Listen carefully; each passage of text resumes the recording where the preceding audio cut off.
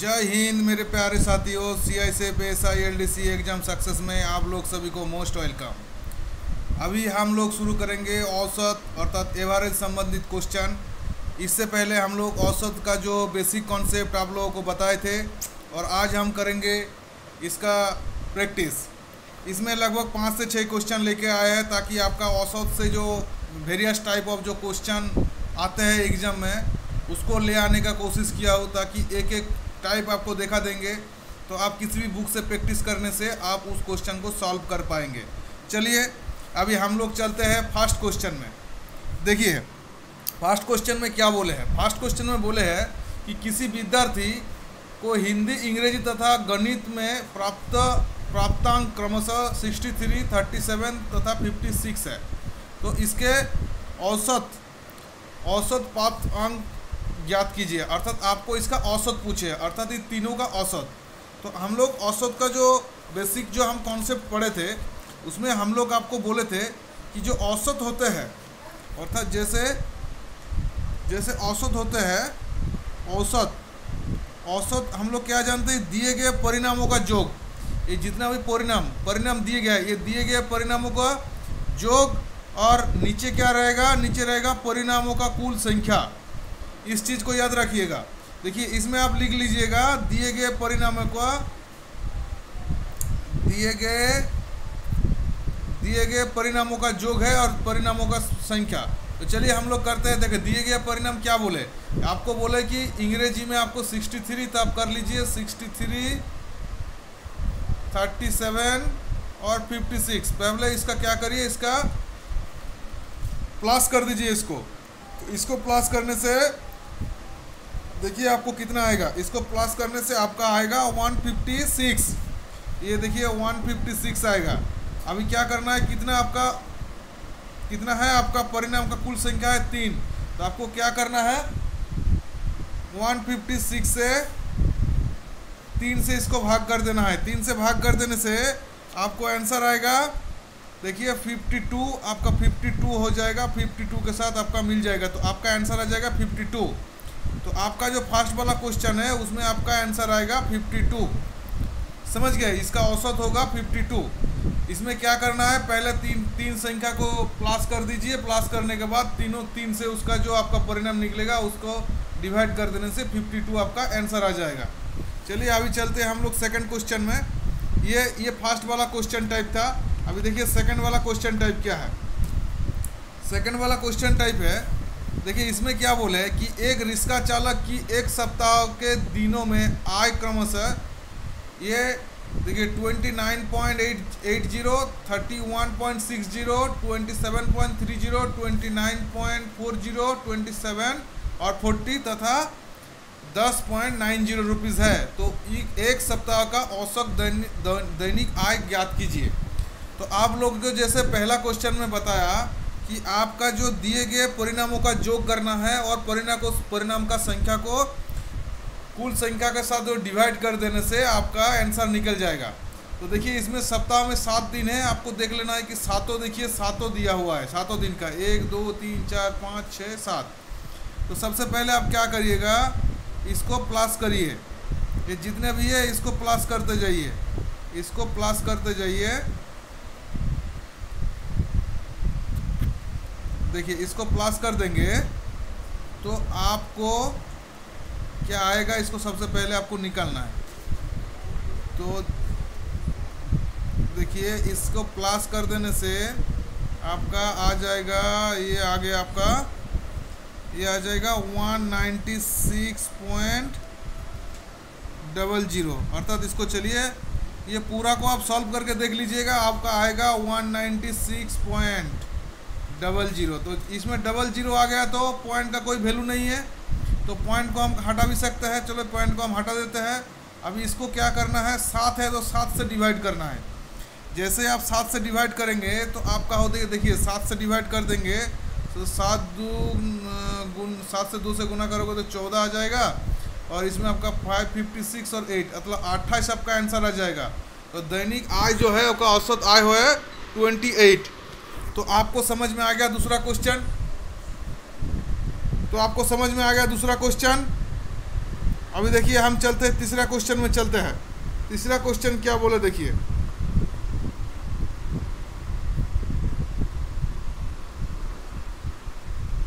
तीसरा क्वेश्चन है ये देखिए, तीसरा क्वेश्चन है। तीसरा क्वेश्चन क्या है, लगभग उसी टाइप का है, फिर भी आपको ये सब टाइप आपको समझने का बहुत ज़रूरत है। देखिए क्या बोले है कि एक चरवाहे ने 13 भेड़, अच्छा ये भेड़ है, ठीक है, ये भेड़ है। एक चरवाहे ने 13 भेड़ तथा 9 बकरियां कुल 12,860 रुपया में खरीदा। यदि एक भेड़ का औसत मूल्य 740 रुपया है तो एक बकरी का औसत मूल्य ज्ञात कीजिए।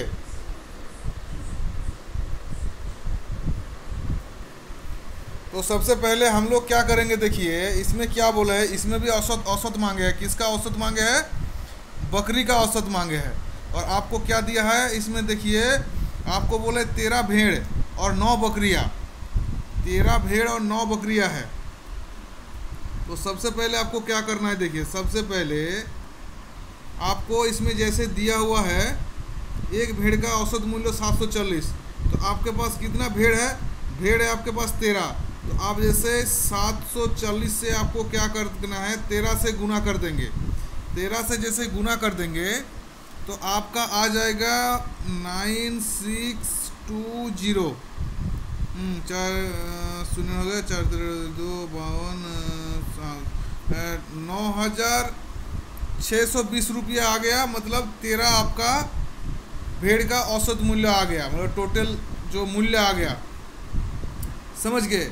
अभी आपका कितना बोला था, 9 बकरी को लेके आपका कितना, 13 भेड़ और 9 बकरी को लेके ये बोला था। तो ये वाला आप इससे माइनस कर दीजिए, इससे माइनस कर देंगे तो आपका कितना बैठ जाएगा, देखिए इससे माइनस कर देंगे तो आपका बैठ जाएगा 3,240। 3,000 इसमें, चलिए इधर लिख लेते हैं,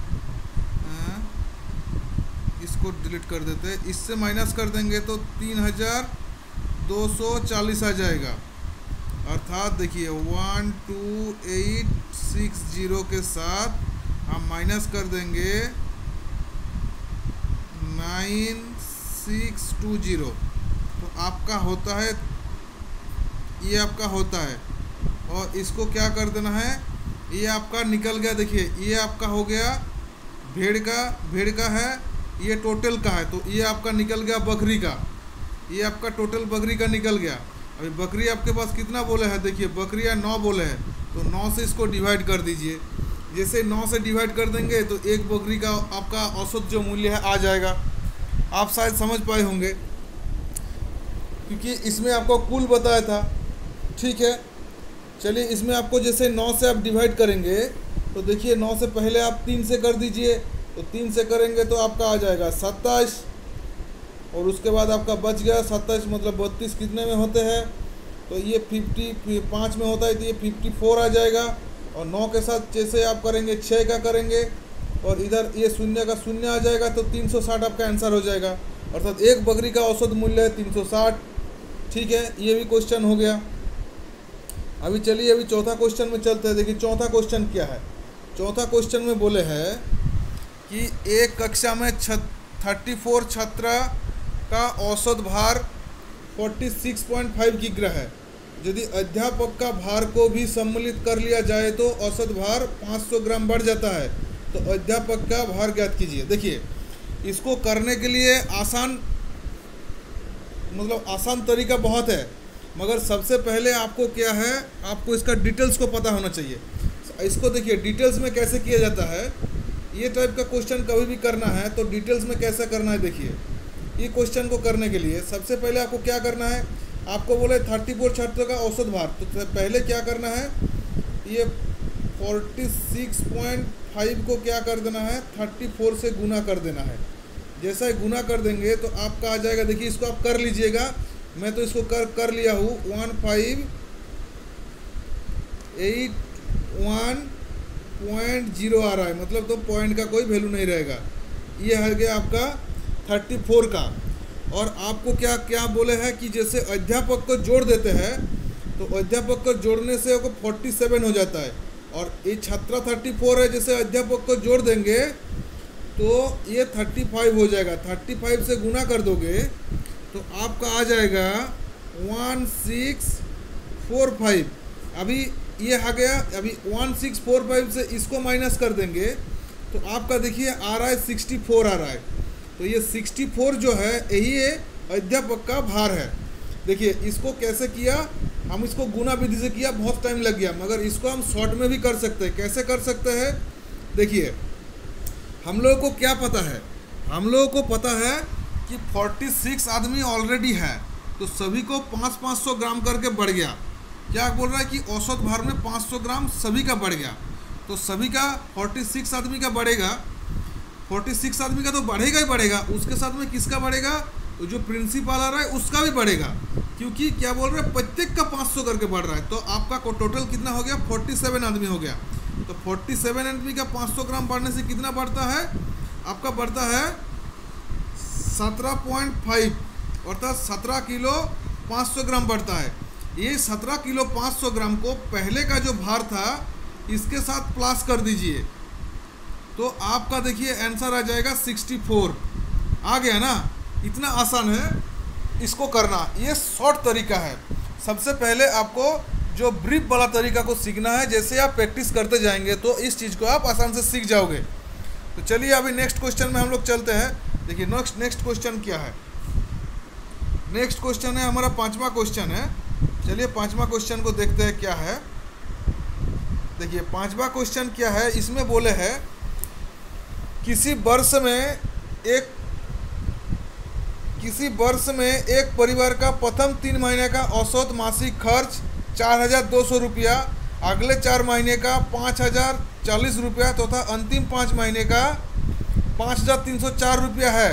यदि वर्ष के अंत में कुल बचत 4320 रुपया हो तो पूरे वर्ष की औसत मासिक आय ज्ञात कीजिए। देखिए इसको करने का तरीका आसान है।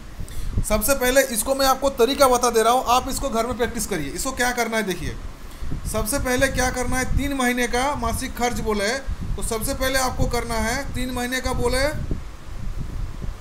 4200, तो 4200 से आपका 3 का गुना करिए। जैसे 4200 से 3 का गुना करेंगे तो 12600 आएगा, ठीक है 12600 आएगा। उसके बाद क्या करना है, उसके बाद देखिए बोला, उसके बाद अगले 4 महीने का कितना बोला है कि 5040, तो 4 महीने का है तो 4 का गुना करिए, तो कितना हो गया, 4 का गुना करने से आप जैसे 4 का गुना करेंगे तो आपका आएगा 20160। उसके बाद आपको क्या बोले, देखिए उसके बाद बोला है कि अंतिम 5 महीने का, क्योंकि इसमें 3 4 7 महीने हो गया और 5 महीने बचा हुआ है, अंतिम 5 महीने क्या बोले 5304 रुपया करके है, तो इससे 5 का गुना कर दीजिए। 5 का गुना कर देने से आपको कितना हो जाएगा, इसमें हो जाएगा 26520। ये आपका 12 महीने का खर्चा बैठ गया। उसके बाद बोले कि ये बचत भी कर रहा है, अर्थात ये जो प्लस करने के बाद ये जैसे प्लस करेंगे उसके साथ इसको भी प्लस करना है, क्योंकि ये आपका खर्च है और ये आपका बचत है, ये आपका बचत है, तो ये मिला के तो आपका खर्चा होता है ना। तो जैसे ये चारों को, मतलब ये जो ये 3 और ये 4320, इसको जैसे चारों को आप प्लस कर देंगे तो आपका आ जाएगा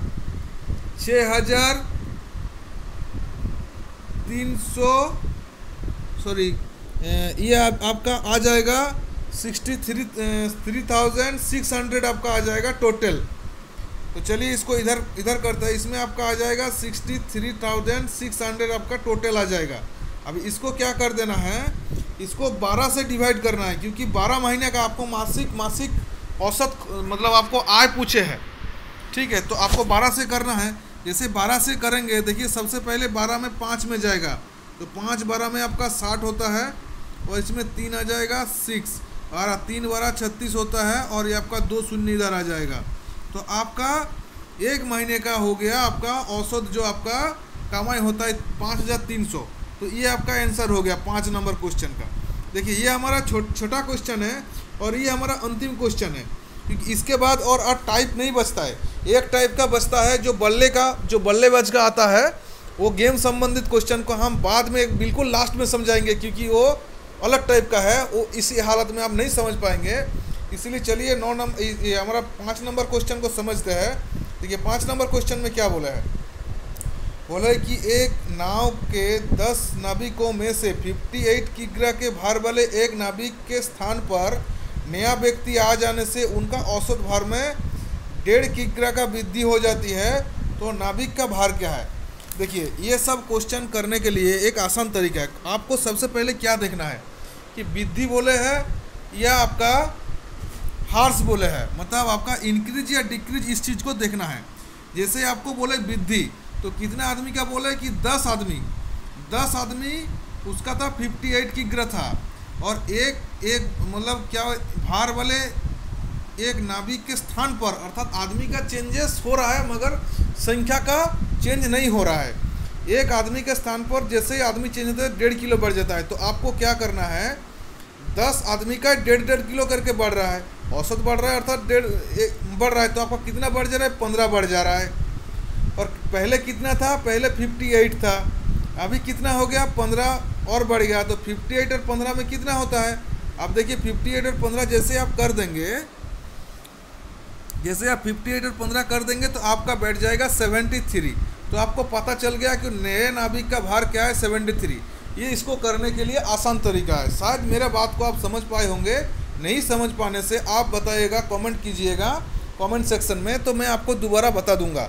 और साथ में एक चीज़ आप लोगों को बोलना है कि हमारा इस वीडियो को अच्छा लगने से हमारा वीडियो को लाइक करिए, शेयर करिए, और आप दोस्तों को भी बताइए कि हमारा ASI LDC का जो एग्जाम सक्सेस चैनल है, इसमें डेडिकेटेडली क्लास किया जा रहा है। और आप लोगों को एक मैसेज देना है, अभी हम एक इंग्लिश में शुरू किए हैं ग्रामर का, मतलब एक सीरीज़ शुरू की है, जिससे सीरीज का जो प्लेलिस्ट में लिखा हुआ है 0 to hero English grammar course करके लिखा हुआ है। ये पूरा फ्री है आपके लिए। ये इंग्लिश ग्रामर को सीखने के लिए आपको बहुत अच्छा है। सिर्फ ASI LDC के लिए के नहीं, आप किसी भी एग्ज़ाम के लिए इसको आपके लिए अच्छा साबित हो सकता है। तो चलिए और ज़्यादा बात नहीं करेंगे। जय हिंद।